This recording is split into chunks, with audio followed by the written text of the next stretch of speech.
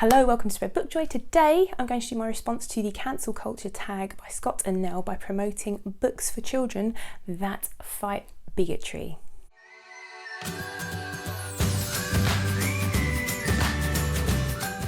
If you're new to my channel, I'm Jack, and if you're not new, welcome back to my channel. And today I'm going to do a response to the cancel culture tag, an original tag by Gunpowder Fiction and Plot, and I'll link their video in the description box below. But before we get into that, I just want to say, I don't know if you've noticed, but I've hit just over 300 subscribers. I'll probably lose a couple after saying this, which is always the way. But I just wanted to say thank you to anyone who's joined me recently. And I remember saying in my last sort of 200 subscriber thank you that I might do something when I got to 300. What I'm going to do is I'm going to do a video all about my experience in the last year, because it's nearly my Bookstaversary, Bookstagram and Booktube anniversary. And I'm going to do a video about my experiences. I know a lot of people here on Watch Me are booktubers, so you probably don't really want to know anything about my booktube process, but I will also talk about Bookstagram. I have 2,600 followers on Instagram. You can check out my Instagram in my links in the description box below and see if you like what I do. So I'm thinking of doing like a breakdown for complete newbies about the book community and the things I've learned, plus a little bit about Booktube, a little bit about Bookstagram. And if you have any questions for me on those topics, you can pop them in the comments below and I'll do my best to answer them in my next video. Well, it won't be my next video. I think I'm going to do it for my anniversary, so that's what I'm going to do. So yes, so thank you for watching, commenting, liking, subscribing. It means the world to me, because for a long time I was doing that thing that Amy from Booktube with Amy, she says that Bookstagram is where we just sit and talk to ourselves about books to a camera. And I'm like, yeah, that's what I was doing for a long time. But now people comment, and I've made some wonderful friendships on here, and I just love it. So it's great fun. That's what I'm going to be doing for that. So let's get into the cancel culture tag. Scott and Nell created this tag about a month ago, and I love the video. It's a really interesting topic. One that I've wrestled with answering over the last few weeks. And then I saw Sandy from Misreads a Lot. She'd posted a video where she said she was kind of stressing her out a bit because she tries not to be controversial. And I try not to be controversial. And what I don't want to do is give my opinion on stuff from the cancel culture tag and make anyone else feel bad. Or conversely, I don't want to say something and then regret that I've said it because my mind changes, because this is a complex subject, and you can see Scott and Nell debate it brilliantly over on their channel. There are some things I would like to say. One thing I would say is I completely think that the term cancel culture is just a derogatory attempt to try and stop people from having their say about anyone who's got, who calling people out, basically. Since the rise of the internet, the public have got power to call out people who normally wouldn't be questioned. So I think the term cancel culture is, that kind of, like I said, it's a derogatory term to try and make us think it's a bad thing. It's amazing that we have the opportunity and the means to affect change and to hold people to account. I think that's amazing.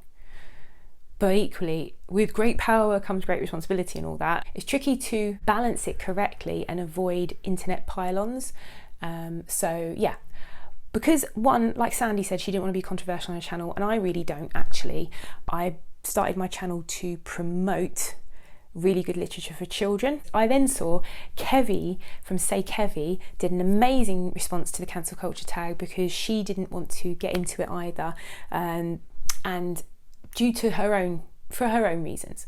And then so what she did was, instead she decided to promote and amplify voices from for marginalised communities, and she's then just promoted a load of books. So I contacted Kevy and I asked if she wouldn't mind me kind of adapting that idea and doing it for children's books. So this video, I've got loads of books here, so I don't want it to be overly long, but what I wanted to say was representation in children's books and amongst children's authors is woefully inadequate for all marginalised groups. So for people of colour, queer people, disabled people, even women.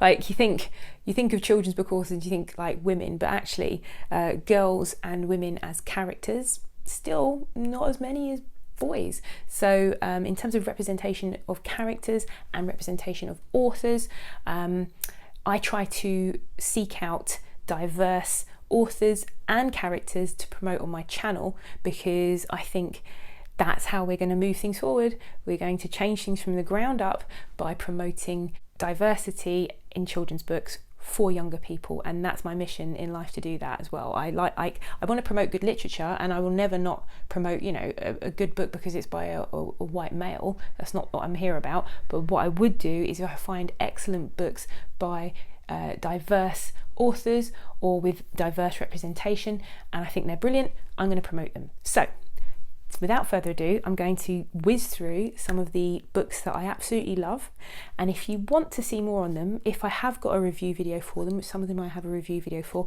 I'll pop a card up. If I haven't got a review video for it and you don't see anything about that, if you want to know more about these particular books, I will do a video for you. So put in the description box below, not description box, in the comments below, if you want to see more on a particular book, author or series, just let me know and I'll do that. Alright, this video is already far too long, so all the books I'm going to show to you are books which fight sexism, racism, ableism, transphobia, homophobia, that they promote a diverse viewpoint of characters and life, and I just think they're really representative and great. The first lot I'll show you will be Own Voices books, and then the next lot, not necessarily Own Voices books, but they're ones that have great representation and I think are worth having and worth sharing with children.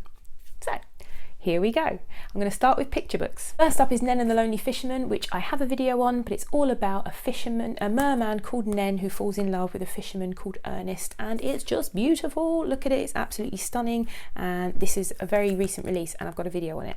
Next up is a book by Owlet Press and the author Eloise White and the illustrator Corey Reed. So the illustrator Corey Reed is a black illustrator, and this is a wonderfully representative, just find, and you know, like it kind of reminds me of going on a bear hunt. We're off to find a fairy. So it's just a gorgeous little rhyming book, and I have got a video on this and on Owlet Press. Owlet Press here, their mission is to change the world one story at a time, and they are doing such great. I've got another Owlet Press book in this recommendations thing, but yeah, just lovely representation. We've got a wheelchair user, we've got a black fairy, amazing. So I love this one. Here I've got one of my favourite characters, so Rocket, created by Nathan Byron and Adapo Adiola, who is the illustrator. So black author, black illustrator, and a black girl character called Rocket. And Rocket is, in her first book, Look Up, she's trying to get everyone around her to stop looking at their phones and look up at the sky, because she's obsessed with astronomy and she wants to be an astronaut. And then in this one, Clean Up, Rocket's getting everyone to help her clean up the beach. So Rocket, I love her. Look at this character, she's brilliant. Brilliant books. One of my favourite middle grade books next, Amari and the Night Brothers by B.B. Alston.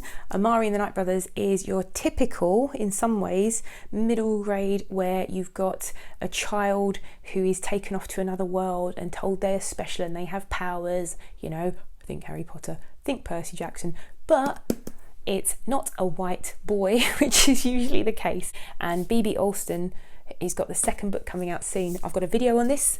I'm going to link that in the description box too.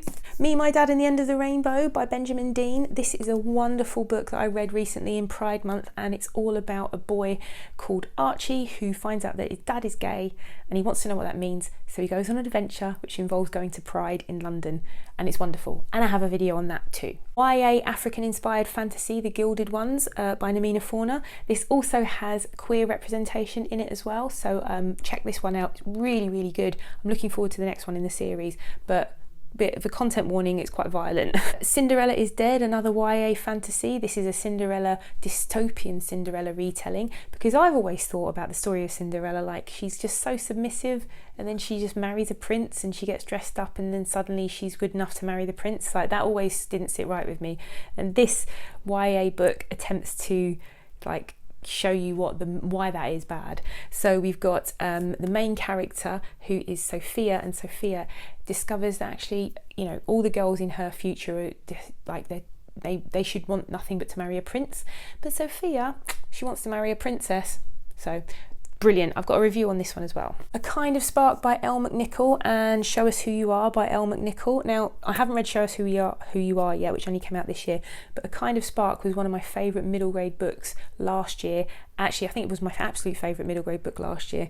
And Elle McNichol is a neurodivergent author, and her characters are autistic girls. So these are really excellent. I say these, I'm assuming this one's going to be, but A Kind of Spark is wonderful. And also, the publisher Knights of, I want to do a video on them because they're doing wonderful things to try and diversify not just the authors and characters in their children's books, but their staff.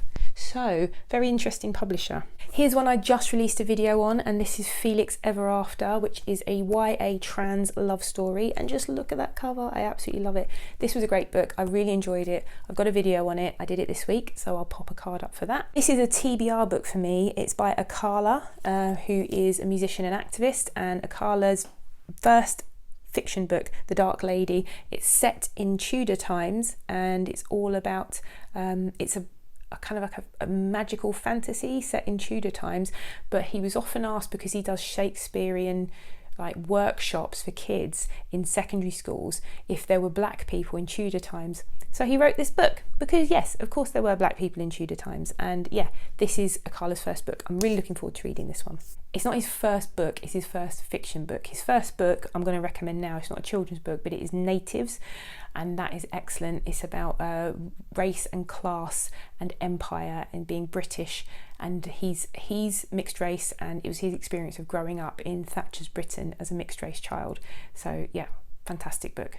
These are wonderful. These two books are by Jaspinder Billen, who is a British Indian author who writes about so kind of magical realism books. So both of them are set in India. One is Asha and the Spirit Bird, which is her debut, and the other is Tamarind and the Star of Ishta. She's got a new book coming out this summer, which I'm very excited to read. But yeah, both wonderfully written, poetically written books, and very good adventures, and yeah, a brilliant author. One of my favourite books from last year is a non-fiction book for children. It is Black and British by David Olusoga. David Olusoga is a professor of history who does loads of TV shows over here, and he wrote a book, Black and British for Adults, which is a history of black people in Britain. And he decided, someone asked him if he could do one for children, and this is it, and it's brilliant. In fact, loads of adults could stand to read this book. It's for 8 to 12 year olds, or 8 and above, because actually I think teenagers would like it as well. But it's a brilliant comprehensive kind of breakdown of the history of black people in Britain, and back all the way back to Roman times, and it explains Britain's role in the slave trade, which is never ever talked about in British schools, in British primary schools. The only thing that's ever talked about is when Britain decided to end slavery before, you know, America, which, you know, that's no great shakes, is it? Or before some other European countries. But their role in setting up the slave trade, it's all in here. So definitely, if you have a child, if you're a teacher, this needs to be in your classroom. Get it. This is Nursery Rhymes for Feminist Times. Love this, the illustration's amazing. Look at these pictures. So what are little girls made of? I'll just read you one of them. Georgie Porgy Puddin' and Pie kissed a girl who made him cry. Don't kiss me unless I say, she said, and kicked his ball away. I like that one. One thing I would say is this bit, girls rule, I've been yeah, I don't necessarily agree with that rhetoric of girls rule, because it kind of, whilst it's, I get the idea it's trying to empower young girls, but I think what it does do as well though is make boys like feel, you know, the patriarchy harms us all, you know, not just girls. So there's a book I'm going to talk about in a moment, which is about a picture book which is about toxic masculinity and its effect on young boys. So yeah, I'm gonna level this out in a sec, but just wanted to show you this pirate. Look how great she is. Girls and boys come out to play. Kara's racing cars today, Kai plays with a purple pram, Sanjay's making scones and jam, Belle has built a bridge with bricks, Kate's performing circus tricks, Joe is wearing fancy dress, he's a beautiful princess. I just love this book. I love this book. Gender Swap Fairy Tales by Carrie Fransman and Jonathan Plackett. I have a video on this and I will link to it, but it's exactly what it says. The only thing that's swapped is the genders, but look at these amazing illustrations. I've got a video on it, so I'm not going to go into it too much. My favourite picture, look at these illustrations. So stunning. Next up, beautiful, The Girl and Dinosaur. I've got a very long video on this one, which will also, if you're not sure about how to read children's books to children, that will teach you. But this is a beautiful, beautiful book, and we never see girls and dinosaurs in picture books, always boys and dinosaurs, so love this one. And this is Wild, which is a picture book from Owlet Press again, all about battling toxic masculinity. And these two little wolves, Wolfie and Wolfie, are surrounded by a gang of bigger, more aggressive wolves who say they can't be wolves because they're not mean enough. So it's all about toxic masculinity and being true to who you are and standing up for yourself and actually not following the pack. It's a brilliant book. The Girls, this is all about friendship between 4 girls and as they grow up and their lives together and what they become and their love life and the people they marry and everything else, and this just beautiful celebration of female friendship and empowerment, and yeah, wonderful book. So the next few books are not own voices books, but I think they're a great representation. One of my favourite picture books, Julian is a mermaid. Julian wants to be a mermaid and he dresses up as a mermaid, and his granny, who he thinks is going to tell him off, thinks he's absolutely wonderful and takes him off to a carnival to celebrate. Lovely. There's also Julian at the wedding, which is wonderful, and Julian goes to the wedding of his 2 aunties are getting married, which is wonderful again, and just these are just stunning, stunning books. In Every House and Every Street is just a wonderful book which gives us a glimpse into different houses on different streets, different families, they're just their day-to-day lives, and I just think it's wonderful for children to be able to see that all around us are different families with various backgrounds living the same kinds of lives we are. And yeah, I just love this book. I thought it was wonderful. Can You Keep a Secret by one of my favourite author illustrators, Melissa Castrillon, and the reason I've picked this is because the representation in it is a multiracial family, which we don't see enough of in children's literature. So I'll just show you the picture because her illustrations are absolutely stunning. Look how beautiful this illustration is. Gorgeous illustrations. It's a beautiful book, by the way. I haven't got a review of it on YouTube, but I do have one on Instagram, so you can check that out on my Instagram. Lastly, it's a book for adults, but how to talk to children about racism, and I think every adult should read it who is involved with children, who is a parent, who works with children. Brilliant book. It starts off by explaining terms like race, racism, racialization, white privilege, colour blindness, etc. It explains all those terms really well, and then it goes into what children can understand at various stages of their development. So cognitively, what they can focus on, what they can process, what they can understand about these issues, and the type of things that may crop up. So there are example questions that children might ask and example answers. And of course, she can't tell us every single instance of when we might need to talk to a child about racism and when it might, what questions they might ask. But it gives you a really good grounding in it because it's something that white parents feel particularly, they don't ever have to have the conversation unless it crops up. Parents with people of colour have to have these conversations with their children because they have to, because they experience racism. White people only have this conversation when a racist incident occurs, or if their child says something wants to know about why someone is a different colour from them or anything like that, and usually they hush their children up. But what they should be doing is just answering the question as a factual answer and talking to their child openly about it. So this is a really excellent book.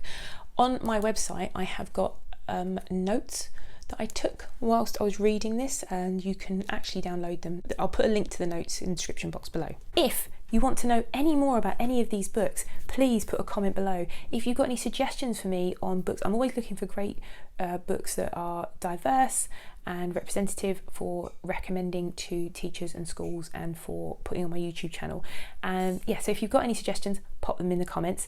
If you've got any requests for more in-depth look at these books, pop them in the comments. And hopefully you've enjoyed this video. If you have, please consider clicking like. And if you're new here, please consider subscribing. And hopefully I will see you again here soon.